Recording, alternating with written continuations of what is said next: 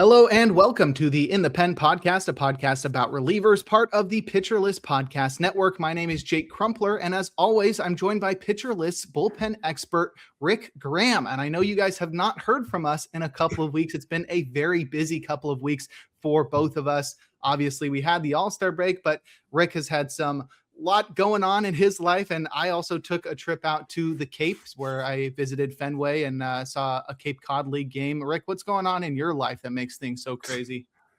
July it's been a month. Our daughter was born July 1st, so that's what kicked things off, which was a pleasant early surprise. But we were also supposed to close on a house in June, which didn't happen until the middle of July, which actually happened to do 2 days before we were able to bring our daughter home. So from middle of July on, it's been, taking care of our daughter and then taking care of trying to get the house together. And we've had some help, thankfully.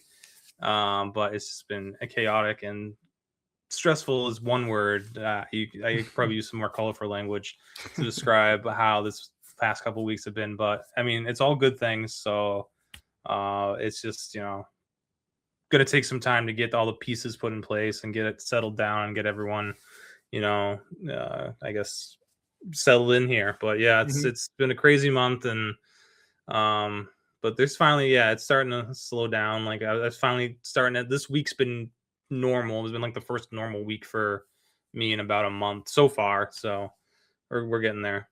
Yeah, well, good to hear everything settling in. I mean, it's a bunch of exciting things going on in your life. I understand, though, that comes with sort of the hecticness of it all, but cool to hear everything's working itself out, and glad to have us back on the podcast, get us back on regular schedule. I mean, we were sort of lucky to have the All-Star break, so not really that much has happened since we last recorded. No incredibly crazy trades. We'll obviously talk about all the minor trades that have occurred over the past couple of weeks, but the All-Star break wasn't super exciting or anything. So we are now back on schedule without having missed so much. I think we should just get into it. It's going to be a podcast of covering the transactions and injuries from the past couple of weeks, which is the majority of what's occurred. And then we will look ahead to the trade line, which is occurring in 6 days on August 3rd. That's going to be a Monday. So we're recording today on Tuesday. And by the time we record next week, we'll be able to cover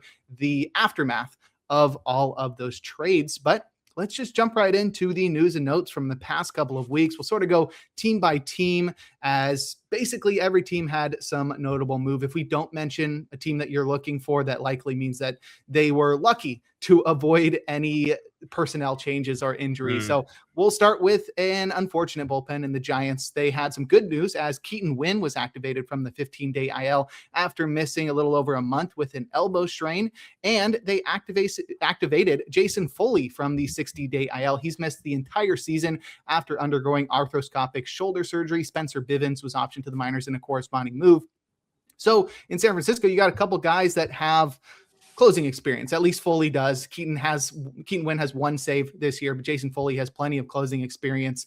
Do you see these guys factoring into the late innings in San Francisco, or is this still the Caleb Killian and Eric Miller show? I think it's the Eric Miller show for sure. I don't know who's behind him at this moment. I think that's what's wide open right now. Keaton Winn has not looked great since he was returned. We saw some glimpses of really, really great stuff from him in, like, what was it, April, May, and it just hasn't been the same since. He's been battling. I mean, elbow strains can potentially linger for a while. So stuff's been down since he returned. He hasn't been pitching well. Foley, stuff's not what it used to be, and it's not like he was a huge strikeout guy to begin with. I think he's been like 95, 96 with his fastball, which is probably not going to cut it. Might take some time. Maybe that's just, I don't know how long. I mean, the Giants really have nothing to play for at this point, so maybe they'll give him some length there to figure things out. But yeah, like behind, I mean, Eric Miller's been awesome in July. I mean, we've seen stints from Miller where he's really good, but July has been, the walks are down for him, the strikeouts are up. So, outside of Miller, it's like Dylan Smith's been pretty good, but he's not that consistent yet. I think if Miller's the closer, Sam Hentges is probably going to be your setup guy because he's the only other lefty there.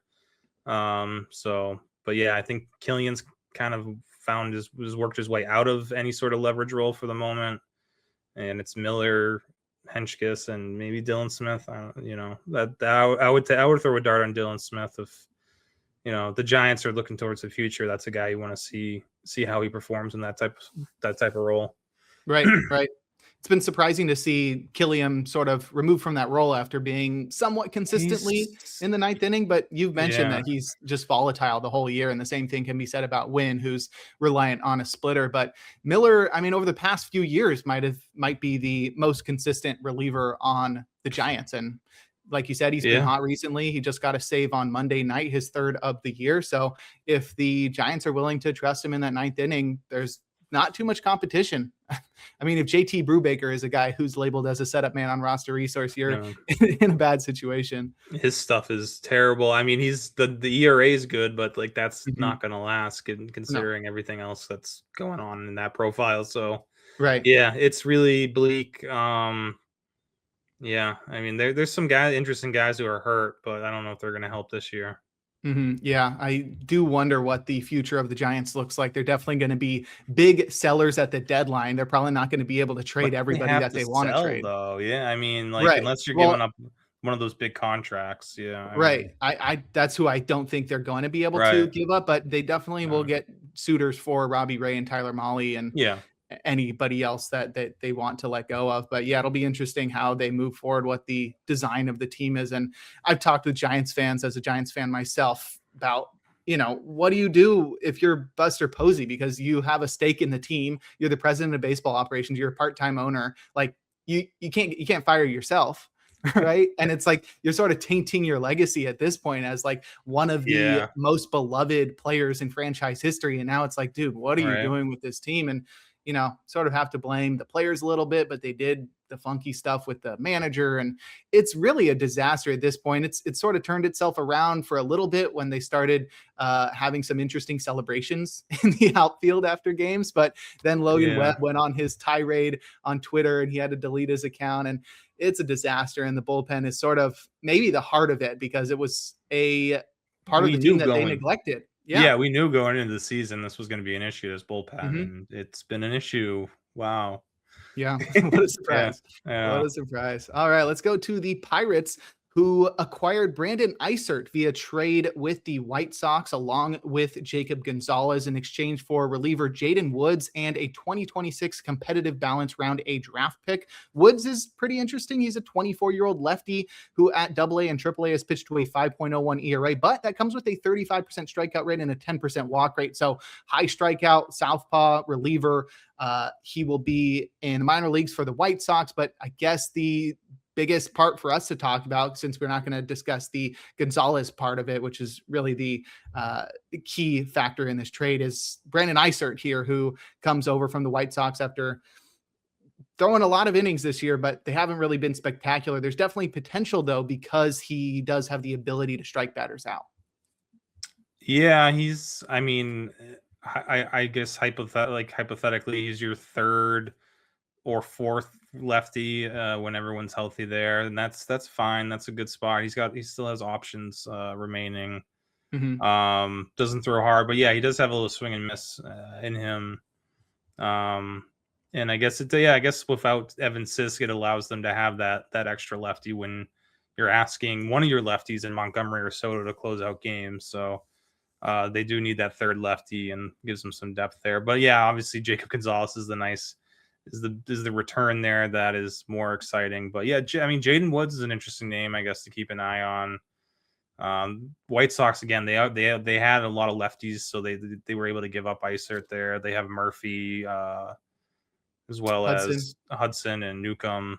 So they had dealing from depth there and from a position of strength. So but Woods is kind of an interesting left-handed relief prospect. Just probably not someone who's going to make an impact anytime soon.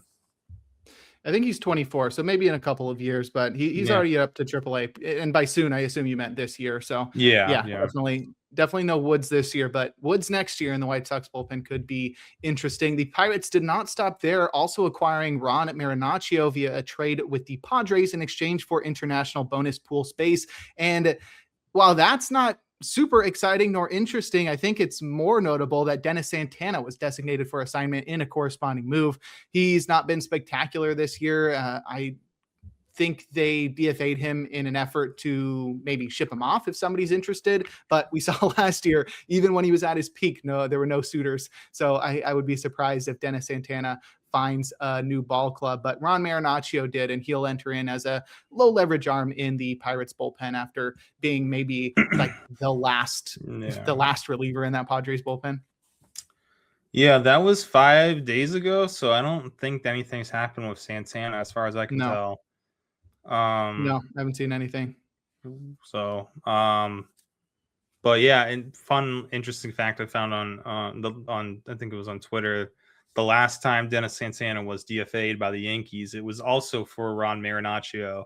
Whoa! This is Ron Marinaccio was coming off the IL, and they DFA'd Santana. So someone made the comment that like Santana must be sick of Ron Marinaccio just coming in and stealing his job. Yeah, making him jobless. Yeah. Unemployed. I mean, but it's like the writing was on the wall, but at the same time, they were still kind of like trying to push Santana into leverage situations, like up until like the last week before they gave up on him. So I mean, right. That's one of those things where it always feels like a disconnect between the front office and the manager, where the manager sees a reliever and is like, that guy knows what he's doing, I'm going to trust him in high leverage. And the front office is like, that guy's barely on our team. That guy, I don't even want him on here next week because he's so borderline on our club. But yeah, you're right to say that he was trusted. I mean, 5 holds, 2 saves, not like last year's 12 holds and 16 saves, but 6.05 ERA suggests he should not be pitching any high leverage situations. Yeah, I mean, I don't know. There is definitely a lack of right-handed depth in that bullpen. It's not like Marinaccio is making it any better. Yeah. So that's something that the Pirates are going to look to make some sort of run here, which I think they kind of have. They have the pieces to be an interesting playoff team. Mm-hmm. Go get a right-handed. Yeah, go get rotation. A right. Yeah, right. I mean, just go get a right-handed reliever. Like, you don't have to make big moves, but just like things like that, adding depth to the bullpen, can go a long way potentially. So I'm surprised they haven't utilized their relievers in the minors more, because we saw Brandon Boudoir earlier this year and he was pretty interesting, but they also have like starters that are never going to be in this rotation because they have so many great starters. You got Antoine Kelly and Thomas Harrington, who had a brief call up last week, but they were right back down. Both of those guys were highly ranked prospects that I think are going to be labeled failed starters, but have Antoine Kelly. Yeah, I mean, Antoine Kelly, I think he came up and had a couple of relief outings, and the stuff's legit. That is a guy that they should be transitioning. Maybe they already have. I haven't really, but that Kelly's definitely a guy they should be transitioning to a relief role, at least for this year. If you want to, let him start next year, whatever. But for this season, Kelly could definitely help them out of that bullpen. He's better than, look at Johan Ramirez has really good stuff. They're not going to give up on him, but like Isaac Matson. Yeah, I mean, even Majinski has been like, I don't know. Well, like Wilbur Dotel, there's some. They're kind of interesting, but I mean, a guy like Kelly Boudoir, if he can figure out his command, there's some guys, there's some pieces there, but I still think they need at least one arm outside of the organization to give them that boost, especially from the right side, because from the left side they're pretty good. Yeah, Kelly's crazy. I mean, he's only thrown 4 1/3 innings, but PLV loves him.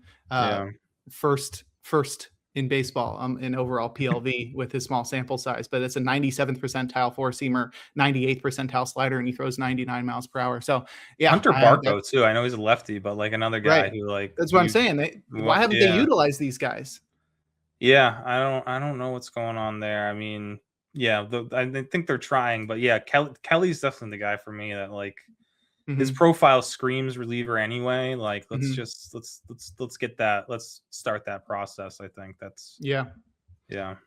Well, they definitely have the depth to work that out, and maybe Marinaccio and Eisert establish themselves, but I don't really see that happening. Those are real low leverage guys that aren't super spectacular, but I'd love to see those guys make way for the sort of, I don't want to call them failed starters because they haven't really gotten the opportunity, but they are guys who just aren't going to get a chance considering how many options there are. And we saw Christian Curtis make his debut a couple weeks ago. I wrote about him. He looked dope. He looked really sick. His stuff was awesome. And I think he's got real reliever risk as well, not just because of the guys ahead of him. Yeah. But man, they are loaded in pitching. It is crazy. And to see the Pirates lineup come alive this year, it's really exciting for that whole ball club and for fans. It's just, we got to hope Bob Nutting can open the purse strings and spend some money, spend just a little bit. Yeah. All right. From the Pirates to a team that does spend plenty of money, the Dodgers optioned Kyle Hurt to the minors and recalled Landon Knack in a corresponding move. They then optioned Knack to the minors in deference to Charlie Burns, who was selected from the minors. That one's somewhat notable because Kyle Hurt was a pretty significant part of this bullpen for a while. He was pitching really well, but now he's back in the minors, and it wasn't to call up anybody that's integral to this bullpen. We also have a trade that the Dodgers succeeded in pulling off as they acquired Seth Halverson from the Rockies in exchange for reliever Nick Frasso and outfielder Landon Vidorek. And we have some news as well, as Edwin Diaz is expected to be activated from the 60-day IL tomorrow. We're recording on Tuesday, so Diaz will be back on Wednesday. He had surgery to remove loose bodies from his elbow in late April. So Kyle Hurt gone, Seth Halverson in. He's in the minor leagues, and Edwin Diaz due back on Wednesday. Yeah. I mean, Halverson going there, that's, you hate to see it. Yeah. That could be Will Klein 2.0 for them. Probably not going to make any difference this year. The bullpen's too once they get Diaz back, I'm looking at it now, and it's really tight once Diaz comes back. Even I don't know what Blake Trinan's been up to, but when he returns, I don't even know, does he have a roster spot if this bullpen's healthy? So but yeah, Diaz returning tomorrow pushes everyone down, kind of trying to figure that out today, putting the holds list together and how do things shake out there. I mean, the thing is, Dave Roberts does love his veterans. It's he would go to Blake Trinan no matter what. It doesn't matter if he's the best pitcher, he would go to Blake Trinan in a big situation. Kind of seeing that with Evan Phillips so far since he's returned. He's been thrown right into a setup role, into a high leverage role over guys like Edgardo Henriquez or Klein or Jack Dreyer. So I think Scott and Phillips are going to have significant roles behind Edwin Diaz for sure. After that, I don't know. Brock Stewart's been pitching really well, and he's obviously a candidate to get injured at any time. But when he's healthy, he's really good. So I mean, just a guy like Will Klein, he doesn't have options, so he's going to be on the roster, but he's probably destined for some long relief role once everyone's healthy. I mean, Edgardo Henriquez has been so good, but I worry him or Jack Dreyer might end up off the roster at some point just because of numbers. That'd be crazy. Which is crazy because they're both so good, and I don't. It's just it's the Dodgers, so they're going to have a really good AAA bullpen as well. I mean, Ben Casperius is working his way back. There's other guys who, even you mentioned Landon Knack. Landon Knack looked pretty good, and I think he had at least one outing he looked really good in as a reliever. It's just it's silly. It doesn't really matter the names at this point. It's just you're a Dodgers reliever. Yeah, you have good stuff. We know. Right. That's just kind of that's why they got Halverson. He throws 100, and I said he's in the minors. He's currently on the injured list recovering from shoulder inflammation. So even he could return at any moment and just immediately supplement this Dodgers bullpen. But I think the biggest question that comes with the return of Diaz is how does everything shake out? I think the Dodgers are going to want to take it easy on Diaz. They're locked into the postseason. I am looking at Fangraphs right now, 100% probability to make the playoffs right now. So they don't have to worry about that. I think they could bench everybody and still make the postseason. They could swap their AAA roster with their major league roster and still make the postseason. Be 500 team. Yeah. So I guess the question is, is it still worth rostering Tanner Scott in standard leagues? Because will he split opportunities with Diaz? Is this going to be a platoon situation? Are they going to sort of limit Diaz where he's not going to pitch on back-to-back days, allowing Scott to get a handful of save opportunities because the Dodgers win so often? Or is it just going to be, all right, Edwin, like full reins off, like go wild, like Tanner Scott's no longer relevant anymore. He's just another Alex Vesia. I think it depends. It definitely depends on your league and also what you need, what you're looking for. Like if you're okay with missing out on saves, but you do want like if Scott's like your third reliever, you're looking for some ratio help, Ks and an occasional save here and there or an occasional win, then I would definitely like Scott's probably a top 20, 25 reliever in save leagues like that. If that's what you're looking for.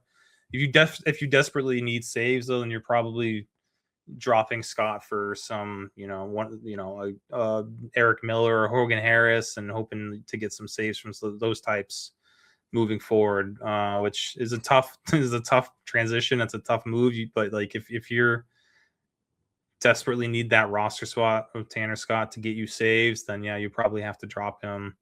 I think Diaz isn't going to get every save. He's probably going to get at least 70%, 75% though, and so Scott the Dodgers win a ton of games, but they don't always have, save opportunities in bunches. Because they win by so much. Right. So, I don't know. It really depends on your, points leagues. Like Scott's still a nice option. And if you don't care about saves that much, if you're in a head-to-head and you just want the rate, like I have them in our staff league head-to-head, weekly head-to-head Cats league, I'm probably going to hang on to him for a little while at least. I have other save options, and he'll at least hopefully stabilize ratios, give some strikeouts, and the occasional win or save. So still a good reliever to have and roster. But yeah, if you're desperate for saves, you're probably going to move on. All right, let's move to the Braves bullpen. They had one move that just sort of cascaded into a bunch of other moves that didn't really mean much. I was surprised to see James Karinchak option to the minors. He was pitching very well, 1.86 ERA through 9 2/3 innings. But when you look at the underlying metrics, I think the Braves were smart to sort of move to somebody else. He was not striking out a bunch of batters, not getting a bunch of whiffs. He's walking everybody. That's his sort of MO. And the ERA estimator suggested that Karinchak was due for plenty of regression as the season wore on. So I guess that was a safe move there. But in a corresponding move, they recalled Owen Murphy from the minors, and then they optioned him to the minors in exchange for Eliezer Hernandez. You remember him? He was a starter for the Marlins a few years ago. He was recalled from the minors and then subsequently designated for assignment so Connor Thomas could get recalled from the minors. Then they optioned Connor Thomas to the minors and then selected the contract of Eliezer Hernandez. Remember Eliezer Hernandez? We just talked about him 2 seconds ago. Yeah, so he's back on the roster. I don't think any of this is fantasy relevant, but was just surprised that Karinchak sent down. But that's sort of like, who was that guy that was super lucky for the Braves last year that we talked about a bunch? Jesse Chavez, right? No. The young guy. The other, wasn't it? Yeah, we've already forgotten. Hernandez too. Yeah. Daysbell Hernandez. Daysbell. Yeah. It's sort of a situation like that where the Braves are like, yeah, this guy's got good surface metrics, but that doesn't mean he's a good pitcher. Yeah, and they're ahead of the curve there more often than not. But yeah, there's still. They have a pretty tight, top 5 or 6 guys right now in that bullpen, but trying to find those last 2 bullpen spots with Suarez out. And it sounds like Suarez is going to be out for a longer, maybe throughout all of August as well. So wouldn't be surprised. I mean, every team's in the market for relievers at the deadline. So maybe the Braves are trying to find some depth there over the next week. But like none of these guys, unless one of those starters, those prospect starters, like has like a similar impact as like Didier Fuentes has been having, where they truly transition to a reliever and their stuff, ticks up a little bit. Like maybe Owen Murphy, that's kind of an interesting fastball with him. Yeah. So especially if you imagine if that plays up a little bit, the velo comes up a little bit in the bullpen, that could be a guy.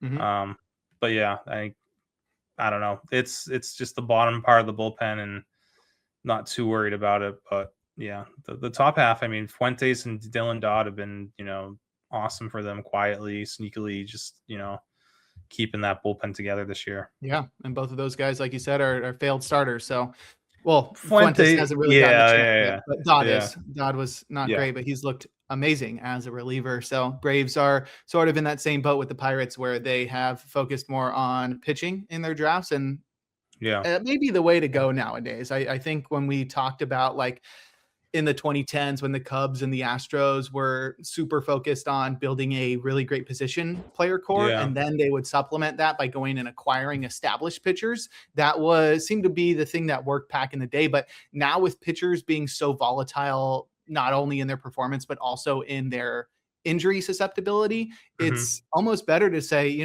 we can find some platoons, we can go get some established hitters, and just have an endless stream of pitchers coming up, and some establish themselves as starters and some become relievers. And, the guys who don't establish themselves as starters, they might even be like really great relievers. So that seems to be the way to go nowadays. And I think if I were sort of building like an MLB The Show franchise, that's, I think, how I'd focus. It seems like those types of builds are a lot more sustainable. Yeah, I mean, the Braves have the luxury of, like, a lot of their position players are already under contract for a while, and, like, but that works for. I do think that is kind of the way to go in today's game. Is if you can spend money, you spend the money on the bats, and then you just have a stream of pitching come up, and you just when they get hurt, you have a guy behind him who's ready to fill in. So they're better than how the Red Sox anyway. Yeah. I mean, the Red Sox have been doing the same thing. They've really been drafting their season around. Yeah. They have turned their season around, and they had so much pitching, they were able to trade one of them for Curtis Mead, which he just landed on the IL with a fractured hand, so that did not go well. Let's stick in the AL East, though. We'll talk about the Orioles, who made their own trade as they acquired Cam Sanders from the Pirates in exchange for cash considerations. He was on the active roster for a few days, and then he was optioned to the minors, as Nick Riquette was optioned to the minors when Cam Sanders was acquired. So sort of a moot trade at this point, but the Pirates are getting rid of lefties and acquiring others, while the Orioles are supplementing a bullpen that is not as great as it was earlier in the season. And it feels like the Orioles are pretty far from playoff contention at this point. So I'm curious what they do in the next week. That is a team. Yeah. I mean, there's the last wild card spot in the AL is it really is wide open. That's why the Tigers are having such a hard time, like, making what do they do? They're within reach of that last wild card. And same with the Orioles. The Orioles are ahead of them. So, I mean, you just got to it's going to be interesting to see which teams decide that their rosters are so far away from competing that they do move. That might be the Orioles, or I don't know. It's, it's going to be interesting to see, but I don't think the Colonel Sanders or Cam Sanders. I always want to call him Colonel Sanders.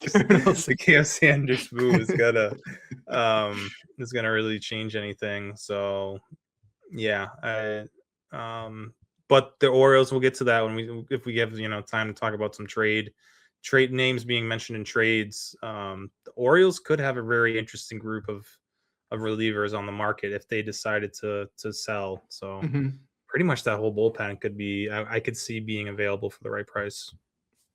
It seems like the smart thing to do. They got a lot of impending free agents, and I feel like it's best to capitalize on that. I feel the same thing about the Skubal situation, where it's like, if you don't make the playoffs, you're going to feel terrible that you didn't trade him. It's like the Shohei Ohtani trade. Yeah. It just feels, you're right. And they're still trying to recover from that. I mean, they may never. So I think just go for it. Go for the trade. It's better for the future. But I guess with the lockout impending, it's sort of difficult to say, we want to build for the future. What future the owners might say. True. All right, let's move to the Brewers, who made a trade that has already become obsolete, but I felt it was worth to talk about. Lance McCullers Jr. was traded by the Astros along with Colton Gordon to the Brewers in exchange for outfielder Jaden Fielder. And yes, that is Prince Fielder's son, and cash considerations. McCullers entered the Brewers on the 15-day IL, but he was ultimately activated. He missed a couple of months with shoulder inflammation. I think he pitched 2 games and then was designated for assignment and subsequently released. Jared Koenig was also optioned to the minors in a corresponding move to McCullers' acquisition. It was an interesting trade. I thought maybe McCullers could pull things off as a reliever. He's always been a guy that's like, you don't have the stuff to be a starter anymore. So maybe a smart team will turn him into a legit reliever just because his stuff moves so crazy. But if the Brewers gave up on him that quickly and now he's a free agent, I don't know if there is a team that's going to be able to figure out McCullers. Yeah, someone probably takes a chance on him. I mean, he's younger than you think too. He's been around for so long, and just but yeah, there's nothing really. There's no fastball there. I don't know. Probably needs a longer look in the bullpen to see if he can get some sort of velocity bump. But yeah, it's an interesting trade. I thought Colton Gordon, at least at one point, was kind of an interesting prospect maybe as well. But yeah, I mean, just to give up on McCullers that quickly is definitely a choice. But Brewers will be fine. They always find ways. They'll find someone to be a demon out of their bullpen as like their seventh guy in that bullpen. So yeah, they'll be okay. Yeah, I think you're right to say that Colton Gordon was probably who the Brewers were interested in, and they were like, "Oh, we'll take Lance McCullers off your hand." And yeah, he is a free agent, and somebody else will have to figure out what they can do with him. Maybe he can go like the Matt Whistler route, where he's just only throwing sweepers. Just until his arm falls off. I mean, that might be it. That might be the way to go. Yeah. Yeah. I mean, he already has trouble staying healthy. So maybe that's the way to go. Just push it to the limit with the sweepers. Yeah. Speaking of the Astros, after they traded Lance McCullers Jr., they activated Bennett Souza from the 60-day IL. He missed about almost 3 months with elbow inflammation. Brian King was optioned to the minors in a corresponding move, and then they brought him back. And I forget what the corresponding move was, probably some starter, but regardless, I don't know. KW 10. Yeah. So with Souza back and Brian King back, there's plenty of lefties there to support Josh Hader and Steven Okert. I don't think this is going to shake things up, but I just thought it was surprising to see Brian King go down for even just a couple of days after he was, maybe the last guy sort of keeping this bullpen from absolutely falling apart before Josh Hader returned. Yeah, I mean, King had been looking really good, and then at some point in July, the velo kind of started trending downward, and he started getting hit pretty hard, and yeah, I mean, Okert has been out pitching him, and even Bennett Souza, since he's returned, has looked much better. The first stint with Souza, he did not look great, but since returning, he's only been, I think, 3 games, but he's looked more like his 2025 self. So he's already got 3 holds too, I think, in all 3 games since he returned. So he's, right back into 2025 form, which is a big get for the Astros, because he was really an underrated reliever last year. He was great for them. Kind of lost behind Brian King, who got a lot of the holds, but Souza pitched better than him. I think most of the year. So hopefully Souza can start reaping those rewards and getting some holds like it looks like he has been. But again, this bullpen is still has a lefty problem, and there's still waiting for some righty in this bullpen that like is reliable. Abreu's been pitching better lately, but he's still not like the Brian Abreu of old. So yeah, I mean, outside of that, it's a crapshoot as to which righty in this bullpen can actually be a factor for them. Do they buy? Do they sell at the deadline? That's another thing. So it sounds like they're buying. I mean, it's really close in the AL West right now. Yeah, they probably should be. I mean, that's the thing, is you can make a case for almost any AL team to buy at this point. Yeah, we'll see. I mean, they don't really have a ton to sell anyway, unless, I don't know what Abreu would even get you at the deadline, or Hader at this. I mean, Hader would probably get you a nice return, but I don't know. That's complicated with that contract. Right. All right. The last team we'll talk about before we take a break is the Tampa Bay Rays. They activated Steven Matz from the 15-day IL after he missed a month with an ankle sprain. Chris Roycroft was optioned to the minors in a corresponding move. Matz is going to be a long reliever, most likely. They don't really have one of those right now in the Rays bullpen, and I don't really see him becoming one of the top lefties anyway, with Garrett Clevenger pitching like he should again, and Cam Boozer having a spectacular season quietly. Yeah, I know. Boozer's been awesome. I mean, Cole Sulcer's been pitching better lately. I just don't see, like, I don't think Matz has even with, maybe a need for another lefty there. Sulcer's a big changeup guy to begin with. So that's kind of like another lefty. So with Boozer, Clevenger, and Sulcer, I don't think Matz factors in too much to anything significant. So yeah, that was weird offseason for the Rays. I feel like they made some bad moves altogether, but here they are and playing well, and Matz, that whole the trade with the Pirates didn't really seem to do much for them. So yeah, I don't know.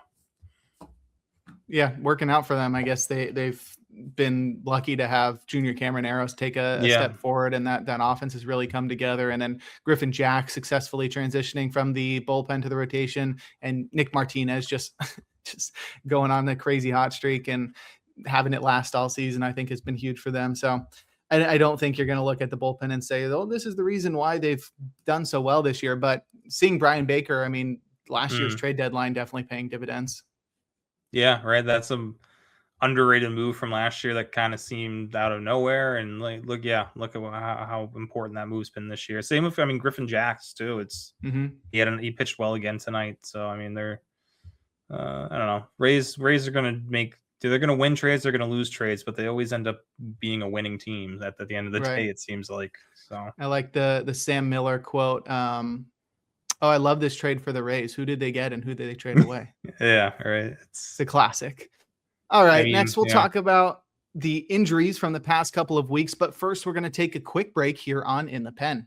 And we're back. Jake Crumpler here with Rick Graham on In the Pen discussing relief pitchers. Let's talk about some injuries, starting with the Cubs, who initially activated Phil Maton from the 15-day IL after missing a month with knee tendonitis. Jake Woodford was designated for assignment in a corresponding move, but then just 1 week later, and Phil Maton is back on the 15-day IL with knee tendonitis. The Cubs also designated Drew Pomeranz for assignment. So, Maton just obviously can't stay healthy. I'd be surprised if he's back anytime soon, considering the recurring nature of that injury. But this bullpen cannot catch a break, and it's surprising to see them let go of Pomeranz amid a bullpen that just has not been reliable this year. Yeah, I think I know there feels like there's a spot for Pomeranz even. They have kind of figured out some things with, Webb and Thornton and Tealbar, Rollison, Hollowell, Ferguson.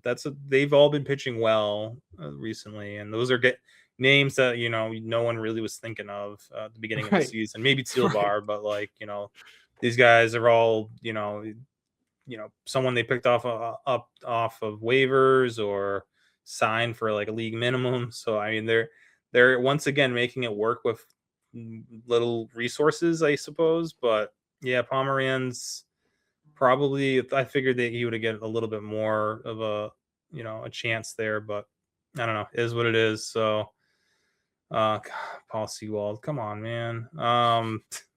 He's giving up another home run. Yeah, he just has been giving up home runs way too much this year. Speaking of the Rays losing a trade to Pittsburgh, Brandon Lau hit the home run. But Ryan Rollison has been really good, and Tealbar's been pitching better. So they have two lefties there in Chicago. But yeah, it's still, again, the Cubs, even with Palencia potentially coming back, they still should be making a move for a reliever. When is he due back, though? Because I just checked the news on him, and it's he's scheduled to throw an up and down bullpen session today. Yeah, it's not very promising. I think they're pushing it back, maybe in August, early September. Yeah. So, Jacob Webb probably has a nice month, unless they make a significant addition. Jacob Webb could be the closer there for the next couple weeks to a month. He hasn't. The Cubs just have not had save opportunities this year. For no one. For anyone. I know. Yeah, you thought, okay, maybe Palencia's gone now, they'll start flowing. But even still, we do the predictions in the preseason, who's going to lead this team in saves. And Trent Thornton has as many saves as Daniel Palencia. And It's not like Palencia didn't, he's been injured for a while, but it's not like he didn't have time to record saves. It's, I don't know, 19 games from your closer, and he only has 3 saves. That is, I know, that is weird. That is not normal. Yeah, definitely a weird season from the Cubs bullpen, and they are just ultra injured. And you know who else is ultra injured? And it's been maybe the final season of his career is Chris Martin, who landed on the 15-day IL again. It's like the fourth or fifth time this year already. This time it's a shoulder impingement. Emiliano Teodo was recalled from the minors and then subsequently optioned to the minors so that Jose Corniel could be recalled from the minors. Then Corniel himself landed on the 15-day IL with elbow discomfort, and Marco Gonzalez was selected from the minors. There's another remember this guy. And one more injury for the Rangers as Jacob Junis was actually activated from the 15-day IL. He missed a couple of weeks with a hip impingement, and Gavin Collier was optioned to the minors in a corresponding move. So ultimately, we have Martin to the IL, Corniel to the IL, and Marco Gonzalez back in the majors, and Jacob Junis returning from the IL. Yeah, I mean, at this point, I don't know why Martin. I don't know. And I think he's on a rehab assignment already. Sewell just gave up another. Sewell just gave up another home run to blow the save. Yeah, that's crazy. Yikes. Home runs are an issue for my guy. Yeah. Wow. But yeah, I mean, Chris Martin. I just don't. It's just not like it's just not working this year, and I don't know. It's on the IL, off the IL, rehab. It just seems like a lot. I mean, I guess good, like, good for him, like still grinding and going through all these rehab assignments and trying to get back. But like, it's just, 16 games, an ERA of 9. I don't know. I just don't know if there's anything really left there.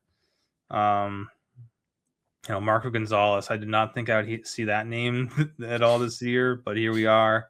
This team definitely, I mean, this team desperately needs bullpen help, and it does sound like that is a priority for them, at least. Like they are gonna, they need somebody in front of Jacob Latz, and I mean, Jacob Junis has been fine. It's a good piece, but like you need one or two other guys. That's a guy in the postseason where like the ratios look good during the regular season. You get in the postseason, you're like, how is this guy any good? That's not an October guy. Yeah. No, because he's not missing bats. He's getting blown up is what's going to happen. Yeah. So, yeah, they need, I've seen Luke Weaver linked to them, which would be an interesting one. But yeah, I mean, they need to make some additions. Jacob Latz has been killing it. And outside of that, it's, just Peyton Gray looks kind of good, but again, not a guy I want to trust in the eighth inning of an October playoff game. Right. Like that's, maybe the 6th inning when you're up 5 or down 4 in a playoff game. You know what I mean? Like that. They don't have anybody like that. They need like 3 guys. Yeah, realistically, to support Latz. Or a starter turn reliever, something like that. Yeah, but I don't even know who that starter would be at this point. Yeah, I mean, Teodo's got the stuff, but they don't want to trust him. Yeah, I mean, Kumar Rocker's finally figuring things out, so I don't see that happening either. Jack Leiter's done for the season. I mean, it's not looking great for this bullpen. I wouldn't be surprised if they ultimately miss the playoffs just as things get a little bit more competitive down the stretch. So we'll see. Hopefully that's not the case. You did mention Paul Sewald. We're not talking about the Diamondbacks yet, but I don't even think they had many significant moves, but his ERA is now 5.26. He finally got an out. So with an ERA over 5, do you predict the Diamondbacks sort of switching it up? Sewald's been the closer all year, 24 saves, and his numbers are great other than the home runs. He just cannot keep the ball in the yard. And do you think they go to somebody else? And if so, who? Juan Murillo's been pitching better lately. They're starting to trust him again. So that might be the guy I would suggest. And he's coming in now. I mean, Loaizaga been another guy they've been trusting lately. I think Brandon Garcia is a lefty. I mean, it was weird how they got to Sewald here. Ginkel would be a nightmare too. Ginkel's been pretty good lately, but I would trust Loaizaga or Murillo. If they really want, if they felt, I mean, Brandon Garcia is awesome, but as the only lefty in that bullpen, I don't think that they can kind of sacrifice him into the 9th inning guy. So I'd be inclined to say Murillo or Loaizaga, but Murillo is going to have more of a swing and miss streak to him, at least. Loaizaga still not missing bats, but he's been pitching well. Stuff's still there. All right. Well, that's fair. I think that's what I would have expected. Juan Murillo, probably the top option if Sewald starts to lose save opportunities. Let's go to the Marlins, who sent William Kempner to the 15-day IL with a sprained elbow. Dax Fulton was recalled from the minors in a corresponding move. And the Marlins had a stacked injured list bullpen prior to activating John King from the 15-day IL. He missed a couple of weeks with an ankle sprain. Zach Brzezicki was optioned to the minors in a corresponding move. But still, it's like all of the exciting Marlins relievers that we are hoping are all healthy next year and make the Marlins one of the best relief corps in baseball. They're all injured right now. Bender, Kempner, Eknes, Nardi, Henriquez. It's like that's a group of dope names, and they're all gone. Luckily, the Marlins bullpen has kept things together, even with a Pete Fairbanks with a 7 ERA. Like Michael Peterson's just been awesome. Yeah, Peterson's been huge for them. I mean, he's been kind of holding them together. Mm-hmm. But yeah, like you said, I mean, there's that whole Bender, Eknes, Henriquez, Kempner, Nardi is such a nasty bullpen that's just all on the IL right now. So again, another team who like kind of has a chance at the postseason. I don't know how many of those guys are actually going to be available for them in October, but they could potentially have a deep bullpen come October if they keep this group together and get healthy. But yeah, Kempner was pitching well. But yeah, that's another one that is between him and Eknes. I would have thought one of them would kind of be on the roster in the midst of a breakout right now, but both of them are hurt. So yeah, well, they'll have to wait. All right, sticking in the NL East, Brad Keller was placed on the 15-day IL with a torn UCL, and he was subsequently transferred to the 60-day IL as Keller will undergo surgery and miss the remainder of the season. I guess the Phillies just can't have more than one B Keller on the roster. They had Brian Keller earlier. And they're not related. Season. No. That's so weird. Yeah, very weird. Seth Johnson was recalled from the minors in a corresponding move, but sort of sucks. I mean, Brad Keller was a big offseason signing. He's now likely to miss, obviously all this season and probably most of, if not all of next year, which huge blow. But hey, that means your boy, Jonathan Poulin, can step up and be one of the top relievers in that Phillies bullpen alongside Orion Kerkering as the top two setup options behind closer Yohan Duran. Yeah, I mean, Poulin is the only guy I really trust right now. Kerkering has not been pitching well. Alvarado has been very hit or miss, more miss than hit. Alvarado, or he's been getting hit more, so I don't know if that works that way. I'm like, you sort of want more miss than hit if you're a pitcher. It's true. That's true. So yeah, that obviously they're going to make a splat. I mean, it depends. It's all going to come down to who's really available at the deadline, but I would imagine of the like top three, like the three biggest relievers on the move, I'd imagine the Phillies get one of them, if that makes any sense. Like that's definitely a need for this team. With even if Keller was healthy, I still feel like they needed some bullpen help. So I mean, I feel good about Poulin and Duran, and then after that it's really, really dicey. So I mean, even with Keller wasn't even pitching well to begin with, so this obviously hurts them from a depth perspective, but they still needed help either way. Let's move to the St. Louis Cardinals, who placed JoJo Romero on the 15-day IL as he had appendicitis. He probably had to get his appendix removed. Scott Blewett was selected from the minors in a corresponding move, subsequently designated for assignment, and then traded to the A's in exchange for cash considerations. Blewett is one of the most unfortunate names for a relief pitcher, but regardless, we're more focused on Romero's placement on the IL, as it really is going to test the fortitude of Justin Brule as the only lefty reliever in the Cardinals bullpen. Yeah, I don't know. Again, another team where it's like, what's the game plan here at the deadline? They're starting to kind of fall back to normal. Maybe they do end up selling because this team's just not ready yet. There's a fun core there, but like the bullpen, if they were to make a significant playoff run, they need, real reinforcements in that bullpen, because O'Brien has been O'Brien's been terrible since like May. I mean, it's not, there's no way to sugarcoat it. It's just O'Brien hasn't been good. He's still hanging on to that closer role. because there's really no other options there. And Soriano's been pitching better than expected, but that's not really a closer. The same with Ryan Stanek's not a guy you want in the 9th inning. We've seen that. So yeah, this bullpen, I would imagine Romero probably gets traded at this point. I think it's definitely shaping up like a seller's market. Cardinals probably should just sell, and O'Brien, if someone's going to bite on O'Brien, being an all-star and having, the numbers kind of look good from certain perspectives. So if you can sell him to someone, then I think you do that too. So this might be a very different looking bullpen in a week. Mm-hmm. I guess I'd imagine this week, how the Cardinals play this week is going to have a big, it's going to have a big, and they got blown out today. So I don't think things are trending the right way so far.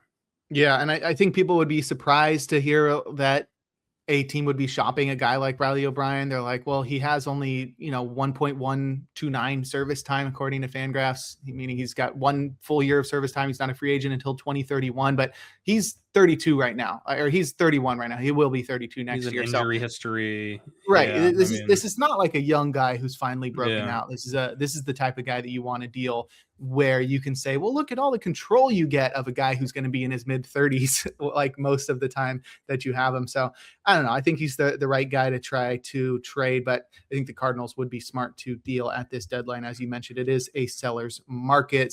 One team that has already taken advantage of that seller's market is the Colorado Rockies. We mentioned they traded Seth Halverson. They also placed Jeff Criswell on the 15-day IL with a shoulder strain, and we'll move on to the A's, who placed Justin Sterner on the 15-day IL with knee chondromalacia. And you're lucky, I looked this up when this occurred a couple weeks ago. I did my research to, I'm going to be a doctor someday, I guess. No, I'm joking. Sure. It's when the cartilage underneath the kneecap starts to break away from the kneecap. And so that's cartilage is what keeps the bone attached to the muscles. So that it's sort of like it sounds a lot worse than it is, but it's not that bad. And so I think Sterner's going to be back at some point this year. Jeff Hartlib was selected from the minors in a corresponding move, designated for assignment, so that Scott Blewett could pitch for the A's. Like I mentioned, he was traded by the Cardinals to the A's. And then lastly, one more injury for the A's. Mark Leiter Jr. was placed on the 15-day IL with a hip impingement, and it was determined to be so severe that he will require season-ending surgery. So Mark Leiter Jr. out for the rest of the year. Fortunately, the A's had made a trade about a month back where they acquired Hayden Younger from the Blue Jays, and he was recalled to the minors in a corresponding move. So a lot of shifting pieces here in this A's bullpen, and the more that it shifts, the more ugly it looks. Yeah, I mean, at this point, it's like I'm looking at Hogan Harris and Elvis Alvarado, and I don't really care about anything else there. It's just noise. A lot of like Younger, Hartley, Blewett. I mean, Leiter Jr., that injury that stinks for them. They probably could have gotten something for him at the deadline. But yeah, I mean, hopefully, I mean, Sterner, there's hope for Sterner. I'm not like totally out on him yet, but we need to. He's like a Rockies reliever where like a Juan Mejia, it's like you get like 3 good weeks and then you just get one horrible week that it's just like, why is this guy on my roster? Yeah. And then it's like 3 more good weeks and then another just like 8 earned run week, and it's like, what am I? Yeah, it's like just the stuff's there for Sterner. There's just no consistency yet from him. The chondromalacia. There you go. I did my wife's a physical therapist, and I asked her, like, I kind of stumped her with this one. I think it's because I pronounced it wrong. But no, yeah, it's the same. She's like Malaysia, the country. Yeah, exactly. Like, but yeah, like you said, it sounds kind of weird, but it's not. It's not terribly scary. Yeah, it reminded me of, I have a costochondritis, which is like the same thing but in your chest. Yeah, Yeah, so I saw the chondro Right, part of yeah. it, and I was like, the prefix there, and I was like, oh, I think I know what that is. So it seems like he's got like dull pain in his knee every once in a while, and That I stinks. don't think it's life changing, but I think Sterner's ultimately going to be fine. It's like it's not something you get surgery for. It's sort of just a rest and rehab thing. So Yeah. maybe with the A season where it's at, they don't return Sterner. I mean, I don't see really any point in doing that, but Yeah. it's nothing too crazy. Let's go to the Nationals, who, I mean, they got to be buying at this deadline because that offense is awesome, and the pitching staff, rotation, and bullpen are just terrible. I could use much stronger words. I won't. But the Nationals placed PJ Poulin on the 15-day IL with a flexor strain. They brought Matt Crook back on a major league contract after he was designated for assignment and released. They also designated my boy Justin Lawrence for assignment, and he was outrighted to the minors. So I don't know, his career might be over at this point. And Gus Varland was recalled from the minors as well. So Varland back to the majors. Max there too. Remember Max Kranick from last? Yeah. Did we talk about him? He was on the Pirates. I don't know. Yeah, he was on the Pirates, but then he kind of had a bit of a breakout with the Mets last year before getting hurt. But yeah, I mean, he doesn't look that good right now. None of these guys really look good. It's a mess. It's still a mess. I'm hoping Gus Varland. I don't know what Gus Varland's been doing at AAA, but hopefully, I got you. Maybe there's some hope there because that was the only other guy. I will say this about the Nationals.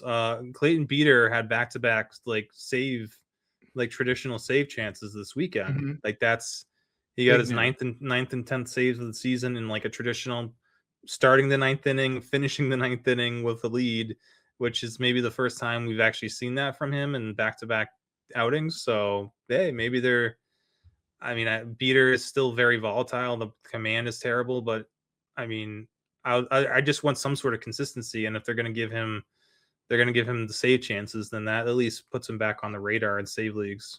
Right. Gus Varland at AAA, 3.12 ERA in 8 2/3 innings with a 38% strikeout rate and 11% walk rate. Yeah, not bad. A lot of guys, and that's true at AAA. That's like a standard line. I don't know.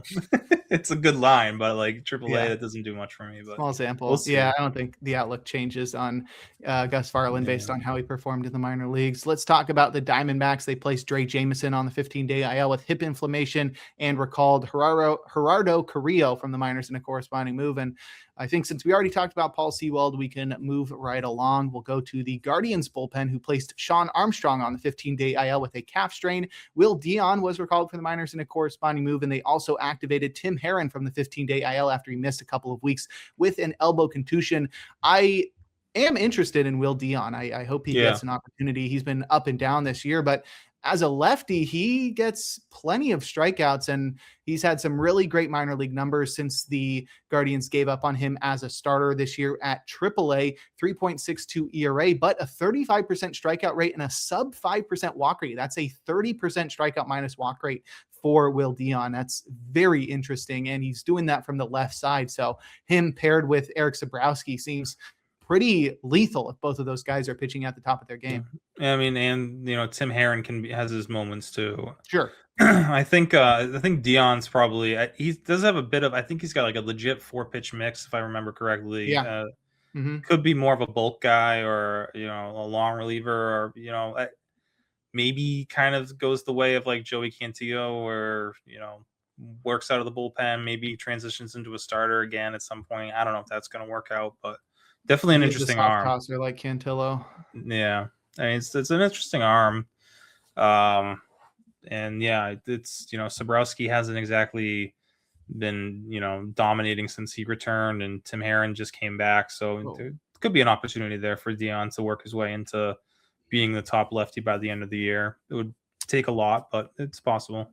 It's the same exact pitch mix as Cantillo. It's 4-seamer, curveball, changeup, cutter. So yeah, I don't know. He's got the 4-seamer does have 19 inches of IVB, but he's just got 6.2 feet of extension. So when you're throwing 91.5, it's not that great. But I don't know. Curveball, 90th percentile PLV, and the changeup gets a lot of whiffs. So maybe there's potential there. But I think you're right to say that. He's a little guy. Like a lot of the guys in this bullpen and this pitching staff in general, they like the Guardians like these like 6'4", 6'5" guys, and Dion's just like I think he's 5'10". Yeah, he's so that's that extension issue. Yeah, I get Interesting. it. Yeah. So Yeah. All right, we'll stick in the AL Central and talk about the Twins, who activated Cole Sands from the 15-day IL after he missed a couple of months with a forearm strain. And then 3 days later, they placed him back on the 15-day IL with an elbow strain. I think at this point, it's safe to say that Cole Sands' season's probably done if he just cannot shake this elbow injury after multiple months. It's probably not looking too great for him. I think surgery is probably on the horizon. Jack Anderson was optioned to the minors when Sands was activated and then recalled from the minors when he was placed back on the IL. The Twins also supplemented their bullpen in a trade right after we recorded our last podcast. They acquired Tommy Nance in a trade from the Blue Jays in exchange for utility man Ryan Sprock and international bonus pool space. They also optioned the boy Woo Suk Go to the minors. Jack Anderson was involved in that as well. He's up and down and up and down, but Woo Suk Go's gone. But hey, they got Tommy Nance in this bullpen, and he's been thrust right into high leverage situations behind Yoendrys Gomez and Andrew Morris. Yeah, Nance is a solid arm and kind of repetitive in Toronto, so I get this move for both sides. Yeah, I mean, between, like you said, after those two, it's really Nance and trying to scrape whatever's left of Taylor Rogers at this point. This is kind of how the Twins have been piecing it together. So, yeah, not sure I would love to have Nance in holds leagues, but someone to keep an eye on, just because their opportunity is there. All right. And lastly, we have the Kansas City Royals, who placed Beck Way on the 15-day IL with back spasms. They recalled Easton McGee from the minors in a corresponding move. He was acquired via trade from the Brewers in exchange for cash considerations. And the Royals also acquired Nate Pearson via trade from the Astros in exchange for minor league reliever Max Martin, who is pitching at high A right now. So he's few years away, but Nate Pearson and Easton McGee, additions to a Royals bullpen that not been great this year, is probably definitely going to trade anybody that they can. But there's always been potential in Pearson's arm. I was excited for him when he was a prospect for the Blue Jays back in the day. Might as well take a flyer on him. The stuff has looked fine for him this year. Not the best he's looked, but the Royals trying to get any sort of, talent, arm talent there, I guess it's worth a shot. I feel like Easton McGee's been on like every team. I feel like he's been everywhere. But yeah, I mean, an interesting thing with the Royals, trying to figure out still what their closer situation is. And, tonight they have a 1-run lead. They went to Steven Cruz in the 8th, and Alex Lang is coming in for the 9th. So I guess Lang is still, the 1A closer option for them at the moment, but it could change in the next week.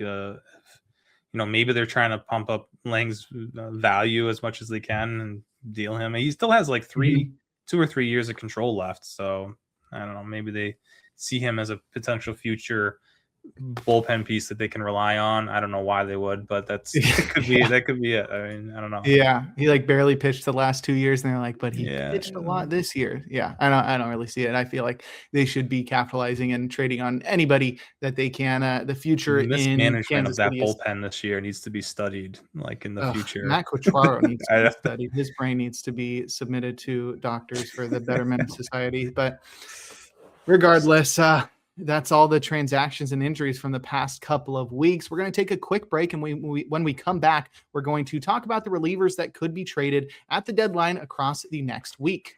And we're back. Jake Crumpler here with Rick Graham on In the Pen, discussing some relievers who could be traded at the deadline, which is upcoming. We're 6 days away from it right now.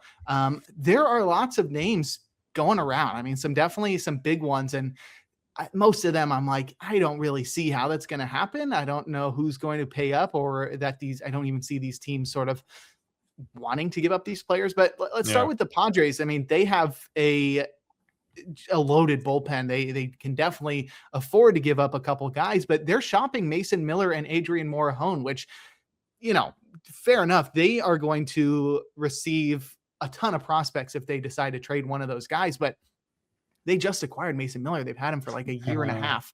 And Adrian Morejon is was an all-star last year. He's been incredible this year.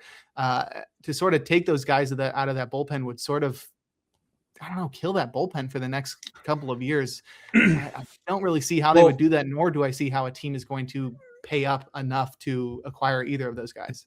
Yeah, it depends. I mean, Morejon's a free agent at the end of the year. Already? Wow. I think of him. He's only 27. I guess he debuted so young at 20. He did, okay. Yeah. Then that makes sense. So yeah, I mean, he's gonna have a nice payday this offseason for sure. Again, some teams might look at him as a starter or a closer. I can't see him being anything but a starter or closer after this year. Sure. But yeah, I mean, it depends on what the Padres' motives are. And again, that's kind of the team that, especially from the relief standpoint, like if those two guys are available, or even if one of them is, that's the number one reliever available, if it's Miller or Morejon or both. And you have to imagine if they do give up Miller, I would imagine Morejon would also be on his way out. So, those are the two biggest pieces being floated. And again, I think I've seen Miller's like trade chances around 40%. I think Passan put 40%, or someone put 40%, which feels about right. But I think that's also, I think he was like 40% last year, and he did wind up getting traded. So again, it depends on what are the Padres looking for in a return there? And like, I mean, are they looking for like MLB ready? I mean, because like they're not. They would have to, because they just traded Leo DeVries for him. Yeah. Are you trying to just like restock those prospects you traded? That would be kind of weird. But yeah, I mean, and you're not like totally out of the mix here for a postseason run. You're 500, so yeah. I feel like it would have to be. They still have him for 3 more years. Yeah. So. And at once, there was a time when that bullpen was really a big strength, but like, yeah, like Morejon's a free agent at the end of the year. Estrada hasn't been the same guy this year. He's been hurt. I mean, he's throwing 94 in his bullpens, his rehabs and whatnot. So it's like, he's not really the same guy. I don't know what we can expect from Estrada. Adams a free agent at the end of the year. So then it leaves like Miller and Bradley Rodriguez are like two guys. Like, is Bradley Rodriguez a guy you really have a huge amount of faith in moving forward as your potential closer, or a significant bullpen piece? So yeah, I mean, it really doesn't make sense for me. I'm always on the side of, if you have, I mean, I would be looking to trade Mason Miller, because I would rather, if I can get a significant bat or a significant starter for a closer, I'm going to do that. But I don't know if that trade's out there for the Padres. So I think he ends up staying put. Morejon makes sense though. Morejon's the free agent. Yeah, Morejon's the more interesting one, where at least you can get something for him. You probably get, even as an impending free agent, you probably get a really good return for him. Right. Yeah. At least the top 100 prospect, I would imagine. So, maybe that's the way they go. And they, Yuki Matsui's been pitching better. They have Peralta as well, so they have some lefties there to fill Morejon's loss. It would be a huge loss, but like they could hypothetically fill that and kind of still compete. So that could be the way, that could be their ticket. But yeah, I don't know. I don't expect Miller to be traded. That would be crazy. But that's AJ Preller, so maybe it just takes one team to entice him, I guess. Yeah. All right. The Astros are sort of on the fringe right now, but all the reports I've seen is that they're going to buy. I mean, they're 2 games back from the division, and the team above them is the Rangers, and they don't feel very strong. So I feel like if I would put a percentage on Josh Hader or Brian Abreu being traded, I mean, Hader would probably be like a 1%, Brian Abreu maybe a 10%, but that's mostly because Breu's an impending free agent, but they also really need right-handed reliever. So I would be surprised if either of those guys are traded. Like, really surprised. You're selling low ultimately on Abreu, unless someone thinks that they can recreate his 2024-25 version of himself. But yeah, I don't think. I think if anything, the Astros are probably going to add, unless they lose the next 4 games or something. But yeah, they feel like a team that should add, especially the AL West is wide open. I don't really have any faith in anyone there. I mean, the Rangers are. I don't believe in that unless they make significant moves.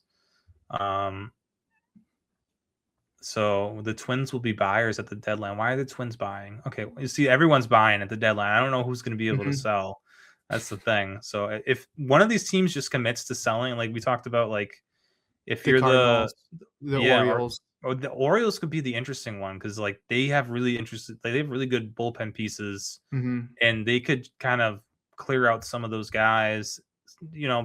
They could figure out the bullpen for next year. I think that, I don't know. We'll get into that, but yeah, I see the Astros as trying to compete in the AL West because why not? They have a couple good starters.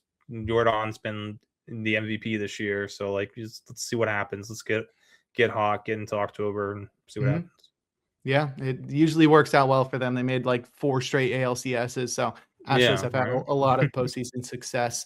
The Red Sox have really changed their fortunes across the past couple of weeks. They went on that 15-game winning streak, which was humongous for their postseason odds. I think at this point, the Red Sox are 71.4% chance to make the playoffs. So 71%. That's pretty good. I mean, it's not going to be the division. They're 5% chance to win the division, but they're pretty locked in. So when we first talked about this 4 weeks ago, it was like Chapman and Whitlock were guaranteed to be traded. Right. It was guaranteed they were going to be traded. At this point, I don't think either of them is going to be traded.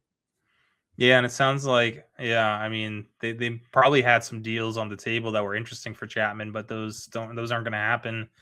I mean, barring them having if they lose every game this week, maybe they change course, but yeah, I think even lose. I mean, that's really a gut punch. The Curtis Mead news where you make that trade, you get that right-handed bat you're looking for, and then he gets hurt. But I still think that I mean, this bullpen is really fun right now, and it's gone from a top-heavy liability to like there's really legitimate depth in this bullpen with Guerrero and Moran, and I mean, yeah, I think they should just try to find one more bat and go for it. So I think Chapman stays. Yeah, makes sense to me. I don't see either of those guys being traded. The Mets, though, they are definitely going to be sellers at this deadline. They are far out of it at this point, 45-62 on the season, 17.5 games back from the Braves in first place. But that means Luke Weaver and Brooks Raley and AJ Minter should all be going. I also wouldn't be surprised if Huascar Brazovan is traded, as he's a lot older than you would expect. And I mean, Devin Williams just signed a contract, but he's got 1 more year. Is that right? No, 2 more years. Okay. I think Weaver's got 1. Weaver still has another year. Yeah. But it's relatively, I mean, given his production, I think it's relatively fair. It's a team friendly deal, I would say. And like, we just talked about like Miller and Hader and Chapman probably not being available. So we might be looking at Luke Weaver being the best reliever available, unless it's Morejon maybe. But yeah, Luke Weaver, it sounds like his name has been brought up. I think I've seen his name from a couple beat writers, like being a name that seems likely to be traded. So I would say Alex Lang, man, he just gave up a walk-off. Yeah. No. I have both Lang and Seawald on my home league, so that's a rough day. That is rough. Steven Cruz, though. But anyway, I think Weaver is probably the most likely to go, like the most significant name, and that's good for the Mets. They're going to get a lot for Brooks Raley and even AJ Minter too. I bet all those guys have been really good this year. I mean, 1.93 ERA for Weaver, 2.09 ERA for Raley, and a 2.45 ERA for Minter. All those guys are going to definitely get traded at this deadline, I think. Silver lining for the Mets season is that they might be selling. They haven't had the 3 best relievers available at the deadline. Because again, a lot of these teams want to be buyers. So yeah, we'll see. I mean, Weaver definitely gets you a good return. Raley should too, as being left-handed, and Minter's been looking a little bit better lately. The velocity is starting to creep back up to normal. So yeah, those 3 are definitely going to be on the move. Maybe even Brazoban, sell high on him. He's another guy with some term. I think he's got a few years left before he hits free agency, but he's also like 35. So it's like one of those situations where I'm sure he's available for the right cost. Yeah, I'm sure he's available for the right cost. Yeah, and he's having a career year, so I would think that they would try to trade him. I don't know if there will be any suitors, but they'll definitely try. The Blue Jays bullpen is one that is pretty loaded. Unfortunately, it's not a lot of guys that are due to hit free agency or are like ideal trade candidates. But Jeff Hoffman is definitely somebody that I think a lot of teams talking about. Yeah. Yeah. I mean, he still has one more year of control after this year at an 11 million AAV. So he's pitched so much better than he had through the first couple of months. I mean, to see his ERA at 4.20 now, which is not great, but he's, the unluckiest reliever in baseball over the past couple of seasons. He's got great stuff. And I think there are plenty of teams that would be lucky to have him. I saw him even mocked to go to the Phillies, just plug him back into where he had success. Right. I mean, and he would go right back into the fireman role that he had success in, because they had kind of been using Poulin in that role, but now Bowlen's kind of taken over the 8th or 7th inning. So I think, Hoffman would, I mean, again, if Weaver and Hoffman are like the two biggest names to move, I think Hoffman probably winds up back in Philly. Both those guys, Weaver, Hoffman, not closing right now. They have some closing experience for save only leagues. That's those two names are worth keeping an eye on, and trying to figure out where they could land, where they would close is trickier. So again, I think I saw something about Weaver to like the Rangers, and does he take over? I don't think he takes Jacob Latz out of the closer role. He might, but I don't know. I mean, Latz has been so good. I don't think he deserves that. So I mean, there are many contenders. There are many contenders where if you plug in one of those guys, it's the same thing with like Mason Miller. Like, think of all the teams that Mason Miller's been like linked to, like the Yankees. And I know obviously he's better than David Bednar, but Mason Miller was also better than Robert Suarez last year. And Suarez kept closing out games for the Padres down the stretch. Yeah, so I would imagine Miller would not. I would imagine Bednar would still be closing out games for the Yankees, and that would be silly. Miller would be a setup guy for 2 months and then be the closer after that. But I don't know. Yeah, worth keeping. Worth just keeping in the back of your mind that it's not guaranteed Mason Miller's the closer if he does get traded. Right. I think if the Nationals or the Pirates or the Cubs, I think if those teams acquire somebody, then we'll probably see a shakeup in the 9th inning. But there's not many other teams. Jeff Hoffman. Yeah, that would be better than what they currently have. Anything's better. I mean, at this point, just a guy who can strike people out consistently. That would be cool. Thing. The Marlins are surprisingly doing much better than we expected, but they only have a 13% chance to make the playoffs. So if in the next few days they lose a couple games and that falls down into the single digits, I wouldn't be surprised if they try to sell, especially because this is the team with the lowest payroll. They're probably going to want to capitalize on whatever they can. The money hasn't really worked out for Pete Fairbanks, and I think he is set to be a free agent after this year. Deal. Yeah. So he'll be a free agent. So they could trade him. They could trade Anthony Bender if a team wants to take a chance on him while he's injured. I mean, there's some other guys. I mean, Michael Peterson, maybe not somebody to build around because he's already 32. Calvin Fauché isn't really spectacular. That could really be the team that shakes up the trade deadline market for. It's another one. Yeah, because you can move on from Bender's only got 2 more years. That would be a significant get for someone. Maybe you even make Michael Peterson available. I mean, like you said, he's 32, having a breakout now. You could be selling high. And they have so much potential for next year with the rest of their guys on the IL. You still have really good arms coming back for next year. Ronnie Henriquez, forget about him. Yeah. So, I mean, even Fauché, if you can get something for Fauché at this point, I think you got to do it as well. So, yeah, I think that's, again, like them and the Orioles could definitely make things more interesting, because if those two teams don't sell and like the Cardinals don't sell, it's like what relievers are really going to be available? It's going to be, someone's going to really overpay for a Luke Weaver or Brooks Raley. So again, the Mets are sitting kind of nice in this relief trade deadline market.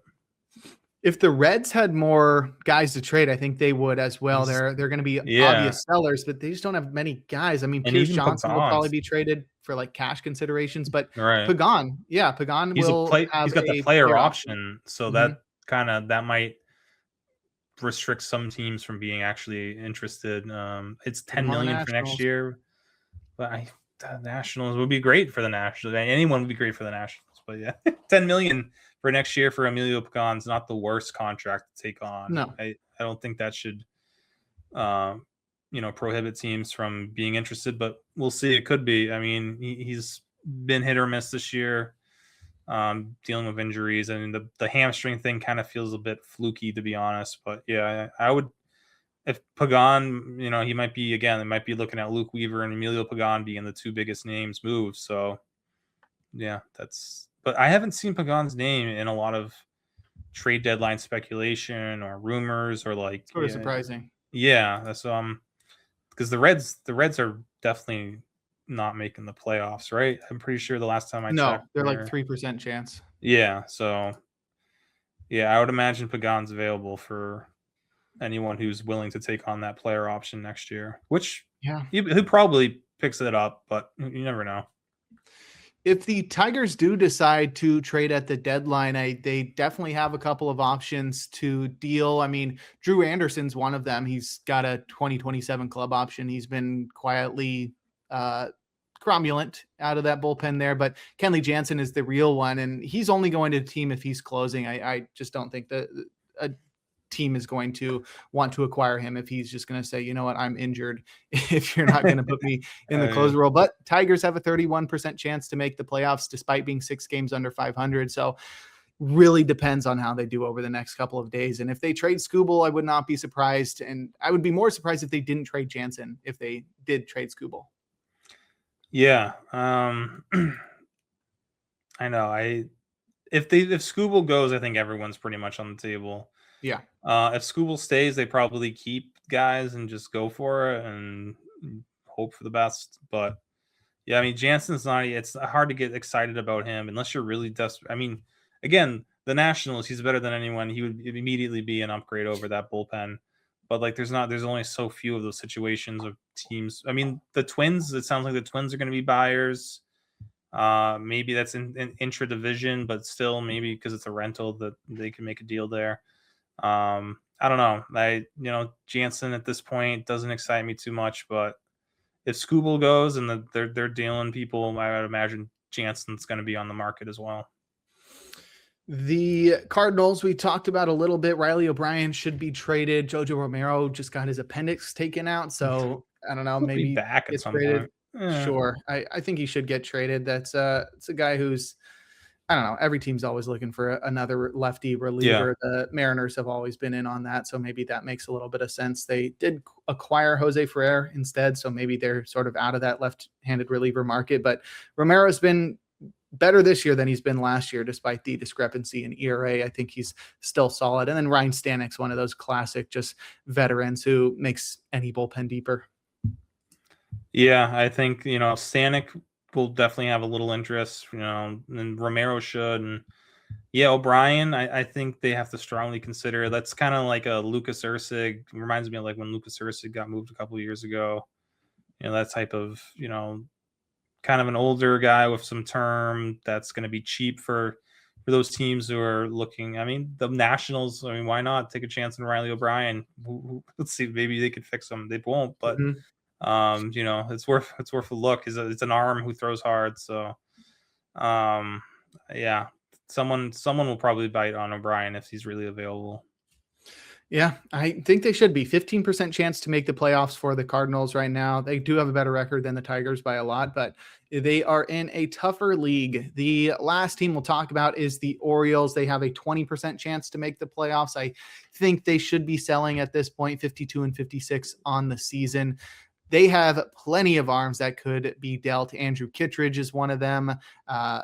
Yenier Cano is another one of them. I think they would have been able to trade Ryan Helsley if he wasn't injured, but I think there will be plenty of suitors if the Orioles decide to sell at the deadline. Yeah, I think Tyler Wells too. He's only got 2 more years, or he's got 1 more year after this. Maybe even like Rico Garcia is another one of those guys who's going to be 33. He still has he's got like 4 years left before he hits free agency, but he's in his mid 30s. So could be, some interesting names there. Again, like the Marlins, they could shake things up, make things interesting if they were to, declare their bullpen available. So we'll see. Or maybe, maybe the Marlins and Orioles kind of, move one or two pieces from their bullpen, not a full, not the Twins-esque, takedown that they had last year where the Twins got rid of their whole bullpen. So yeah, there's definitely potentially there's a good relief market out there, but teams need to really commit towards selling or buying. I think we won't know until this weekend, to be honest. I think it's going to be down to the wire, the way that third wild card spot just makes things more interesting. Yeah, and we'll see how much the potential of an impending lockout affects the deadline as well, as maybe teams aren't willing to get guys that have multiple years of control remaining because you may miss out on one of those years. So there's also the teams, teams that like guys with term, we're talking about term, and the Giants, Angels, and Athletics don't have a ton of interesting, relievers, but if a Hogan Harris or Elvis Alvarado or Zephyr John, Sam Bachman, Eric Miller, one of those guys were to be technically available, I think that could be, you could get a pretty good, one of those teams to get a really good return for those guys, sure. Especially if the market is thin. So definitely be on the look. I bet you there's at least one of those, like, kind of shocking, like, whoa, that kind of came from out of nowhere. Didn't expect him to be available type trades to happen. Just some random reliever. Yeah. Right. You're like, oh, I didn't even know that guy was on the block. There's always one where it's like he's got 3 years left until he's a free agent, but just right. The one that always sticks in my mind is the Clay Holmes from the Pirates to the Yankees back in the day. The Yankees love doing that. They did it with Duvall, Bednar, kind of. They could be, that could be the team. Could be a fun match for like an Elvis Alvarado or something like that, So we'll see.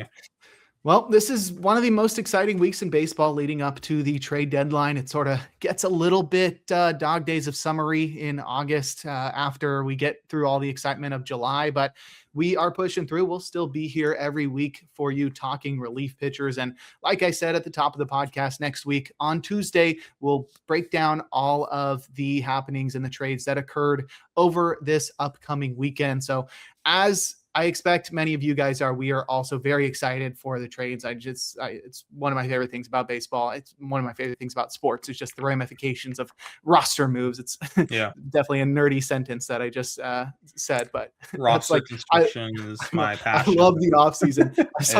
Sometimes like the season's over and I'm like, what? I sort of like the off season even more than the season. Like I loved playing MLB The Show and just simulating games and just, being the GM and stuff. You got to upgrade to out of the park baseball. We got to get you on that. This was the first year I didn't even buy MLB The Show.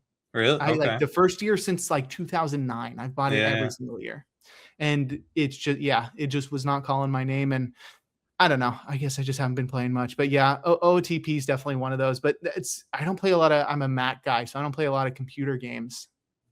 You could play it on the Mac, but I hear you. I get you. Yeah, it's not something that I use for gaming. I did start playing. I started playing. Shoot, what's that game? It's a space shooting trilogy.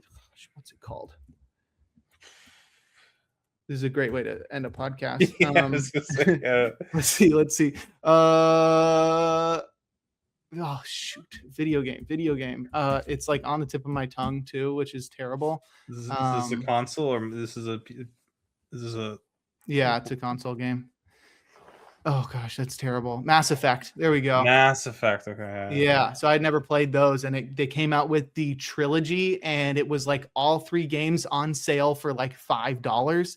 And I was like, oh, let's go. Why not? So I just started playing that. I don't play a lot of shooting games. I sort of suck at them, but I do like space themes. So that's exciting. Well, we'll see. Maybe we should start a video game podcast. I'm sure we'll get blown out of the water by Ben Lindbergh once again. That guy is just a podcasting master. But that'll do it for this episode of the In the Pen podcast. Rick, why don't you go ahead and plug your socials and let everybody know what you're working on?